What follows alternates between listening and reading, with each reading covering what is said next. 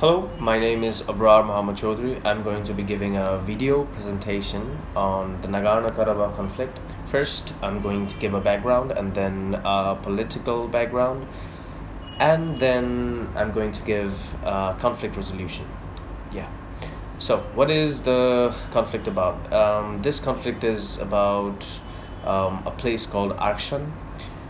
This place has been a part of historical Armenian since 19th century. The conflict is about the Nagorno-Karabakh's ethnic conflict. The ethnic conflict is between Azeris and Armenians. When the Azerbaijani government placed Nagorno-Karabakh under their absolute rule, the Armenians had a referendum in 1991. So, in this referendum, most of the people, majority voted for the establishment of a new state, an independent state, which would be later called the Republic of Akshan. Azerbaijanis thought that Armenians were helping with the creation of the new state, so they declared a war.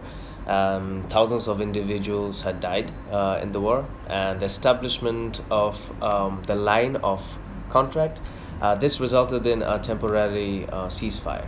The international community had reacted with their own interests and historical involvement, geopolitical interests in the conflict, which we will see later in the video. And now I'm going to talk from the perspective of Azerbaijan. Azerbaijani's perspective now. The Armenian ideology is very important to the Armenian people. For example, they're very bent on what they have been following since the Persian Empire. For example, Muslim Azerbaijanis cannot be the legitimate successor to a Christian Albania, whereas the Azerbaijanis have been saying that Albania is the historical province, which even dates back to the modern Azerbaijanis territory.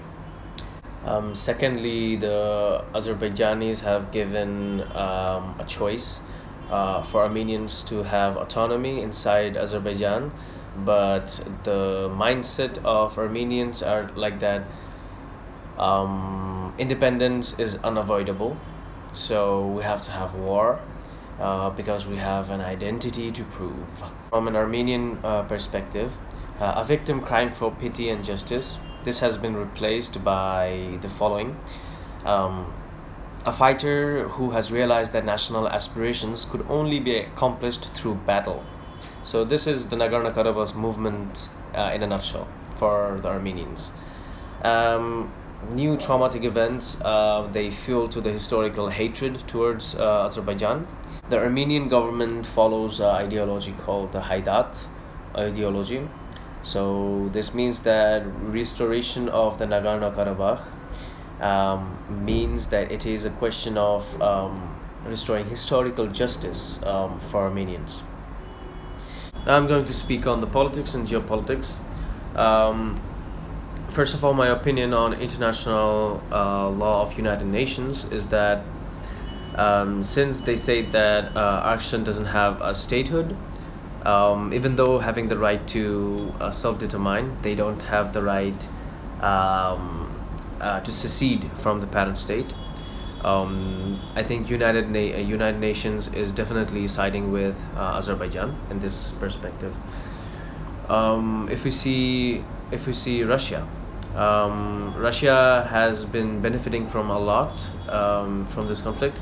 First of all, benefiting from the status quo for Armenian membership in the Collection Security Treaty Organization, CSTO, and also in different sectors like the development of alternative energy transportation networks from the Caspian Basin. We've seen that USA have been siding with Armenia for a long time, with giving Armenia aid, about like $2 billion aid. But recently they have become more pro-Azerbaijani. That's because the USA prefers status quo because they cannot find a solution to the conflict.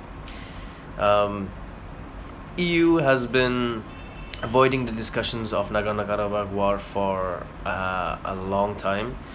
They have the least amount of interactions in this war and for this war. On the other hand, the blockade of Armenia and Turkey's border shows open support of Turkey for Azerbaijan. In 1991, Turkey recognized Armenia's independence, but no diplomatic missions or contacts were established. But in 1993, Artsakh closed its borders with Armenia as well. Iran is committed to maintaining the power balance between Armenia and Azerbaijan. But due to the significant Azerbaijani minority in Iran, a strong Azerbaijani is seen as a danger to Iran. So Iran has went into a lot of negotiations, but they still are a very much heavy supporter of Armenia. This war has consequences on domestic or even foreign politics, social politics, also peace-building initiatives taken by the intellectuals and well-educated people. The war keeps them, pushes them away, and the government has a very hard time coming to negotiations because it's so complicated. The entire thing is very complex. Because everyone has their own agendas, everyone has their own propagandas. So peace treaties or peace talks are naturally avoided. It's not like there hasn't been a conflict resolution program. The Minsk group has committed to a lot of deals. For example, just name a few: the package program, the step-by-step deal, the common state deal, the land swap deals, or for example, more broader, the return of Armenians and Nagorno-Karabakh's military. For example, the return of Azerbaijan's Azeris to their homes in Nagorno-Karabakh, or the formation of a joint state between the Azerbaijanis and Nagorno-Karabakh. These were some of the measures which were taken. But when the Nagorno-Karabakh conflict status was left unresolved, and when Nagorno-Karabakh status was seen as a threat to Azerbaijan's territorial integrity, all the negotiations came to a halt. Conflict resolutions concerning the US recommendations should be the most effective in my perspective. For example, firstly, the United States should maintain a diplomatic support for Nagorno-Karabakh with the focus of autonomy and self-rule for the people living in that place. According to the plan, Nagorno-Karabakh should stay de jure in Azerbaijan and form a self-government with Azerbaijanis and Armenians representing in the government's posts. Secondly, countless lives were lost in the wars, so some people have fled their homes, some people have been displaced. So I think the United Nations or United States, or both of them, should expand their humanitarian programs. They should help them economically or get them inside a humanitarian program. Lastly, I think the USA should assist on all the countries, all three countries, Armenia, Azerbaijan, and Democratic Republic of Congo, to have some sort of fossil fuel independence from Russia. In this way, they will be creating a market for other countries to utilize. They'll be creating the 6 sectors, and as well as cooperations and corridors should be opened for these countries. So this has been the conflict resolutions. Thank you for watching. It's been Abrar Muhammad Chaudhry. Have a good day.